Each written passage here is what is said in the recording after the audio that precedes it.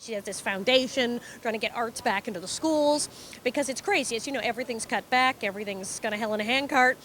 They're cutting all the arts, the music and the drama and everything in the schools, and it's not right. We now have the scientific knowledge that it's actually good for your brain to have all this other stuff. And Carol recognizes that, and she could be doing anything she wants. She could be just hanging out, in Palm Springs. Right.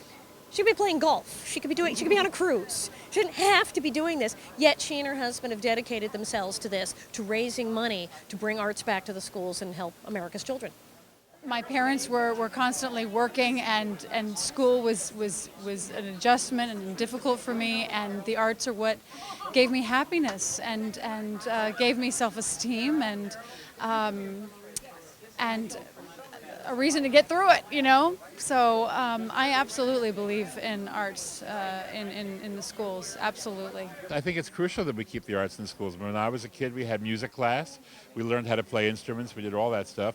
It began being dismantled by Ronald Reagan, who probably as a result of his contract at Warner Brothers had a deep hatred of the arts and cut it out right away in his administration. And ever since then, it's been... I think we have him to thank for hip-hop, because when kids don't have instruments to play, they learn how to do other things, like play turntables and go... Now it's, of course, become a cultural watershed. So, but believe me, it started because nobody got instruments. The generation of those kids beforehand became Count Basie and Duke Ellington.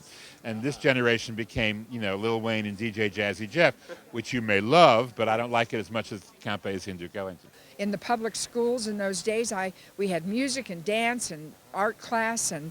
In Detroit? Yeah. I grew up, I'm the youngest of 10, very poor. If we had not had like some sort of music education or an arts program, no telling where I would be, I certainly wouldn't be where I am. So I think it's so vitally important. It gives a child hope, encouragement. There's talent there that might never be discovered if that were not in the schools.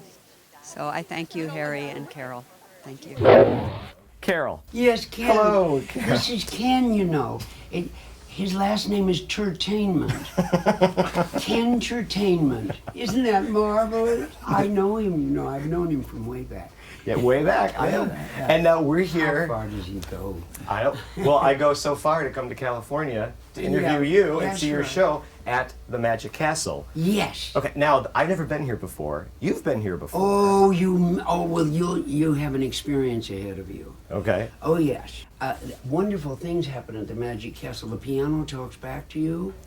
Really? Yes. Really? Whatever you say. Remember? What do you mean? Well, they said I was off key. The piano. It's a very temperamental piano. I guess so. It talks back. Oh, it's heaven. There's magic all over the Magic Castle. And you are here to you're doing 2 nights of shows.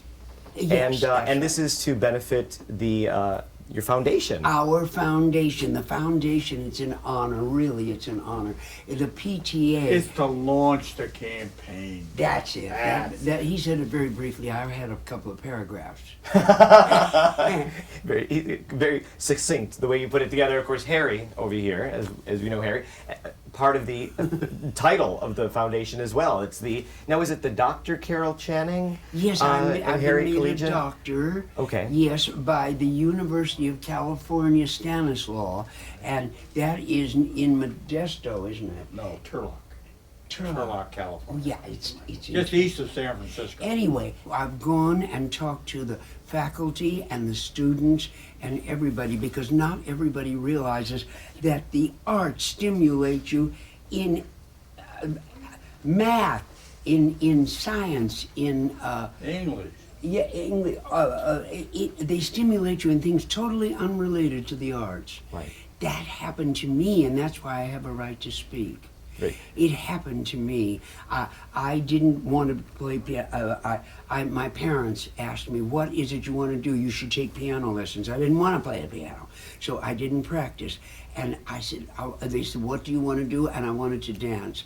So I danced in the school of Isadora Duncan, the first woman to break from the ballet and make it natural dancing, what your body would do if it's exuberant, and it meant, it meant the world to me. I got to go to Bennington College and major in drama dance. Okay. I would have been a drama dance major, but the drama teacher came from New England, and the dance teacher came from the Middle West.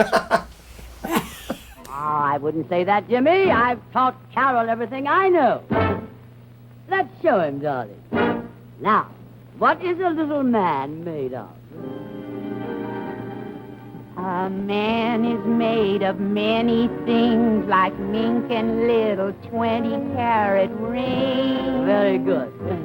A man is made of tiny tills just filled with brand new $100 bills. You've been paying attention. A man is made of another set. And? Lots of checks. And? Pretty yachts. And? Country life. And? Folding green. And? Limousine. It was the arts. It was the arts. Poetry. Poetry. He went crazy about Edgar Allan Poe's poems. He did. And about, what was You that? gave me a poetry book when I was 14 years old, Yeah.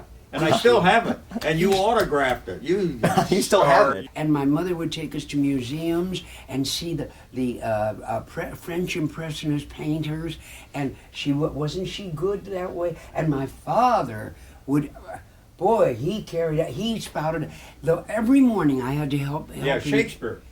Yeah, you used to read Shakespeare to me. At Yeah. that age. He would say to Harry, "Good night, sweet prince. May flights of angels guide thee to thy rest." And he helped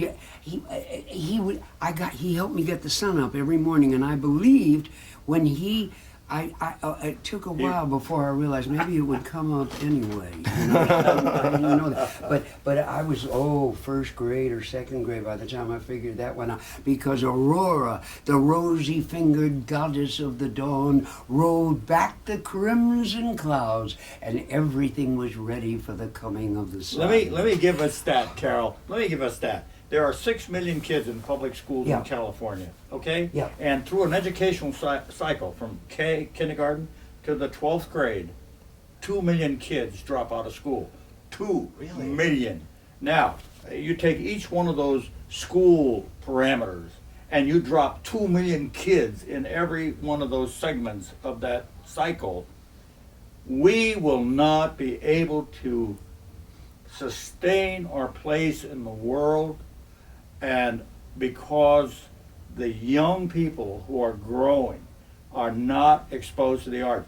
And we wrote a letter to Mrs. Obama, the First Lady of our land, through our Congresswoman, Okay. Jackie Spear. I'll name her name.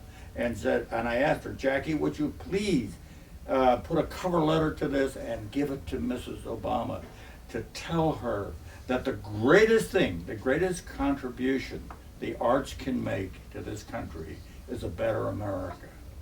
I believe it. It's true. Yes. And I challenge anyone to disprove me, because they would have to go against all the research that has been done in the United States of America to sustain that comment I just made. Hello, Andy. Hello, Carol.